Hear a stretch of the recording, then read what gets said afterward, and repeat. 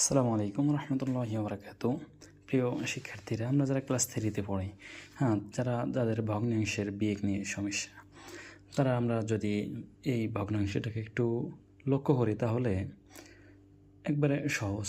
দেখো এখানে দেখেন 3 2 বিয়োগ 3-এর 1, তাহলে আমরা কীভাবে করব?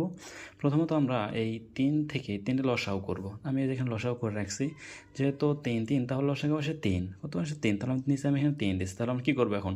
তাহলে উপরে যে সংখ্যাটি আছে 2, তাহলে আমরা ওই 2 সংখ্যাটাকে আবার নিচে দিয়ে দিব।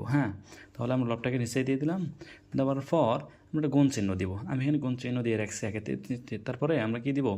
এই যে 3 যে নিচে আছে, এই 3টাকে আমরা এই 3 থেকে কি করব? ভাগ করব। 3কে 3 দিয়ে ভাগ করে, তাহলে আমরা দেখো এখানে কত আসে 1, 3 1 3, তাহলে যে উপরে যে বিয়োগ চিহ্ন ছিল, তাহলে আমরা এই বিয়োগ চিহ্নটাকে নিচে আবার দিয়ে দিব।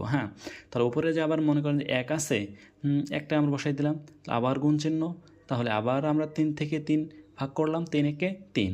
তাহলে এখন আমাদের কাজ কি? দ্বিতীয় পয়েন্ট। তাহলে আমরা আবার কোষের দাগ দিলাম, দাগ টানার পর যে 3 ছিল, আমরা এই 3টাকে আবার বসিয়ে দিব। তাহলে এখন আমরা যে গুণফলটা 2 1 2, 2 এর গুণফল কত আসে? 2 2 1 2, 1 এর গুণফল 1 1, তাহলে আমরা 2 থেকে 1 নিচে 3, তাহলে এখন আমরা বিয়োগ করব 2 থেকে 1 বাদ দিলে 1 থাকে, আর নিচে 3, তার উত্তর আমাদের এইটা।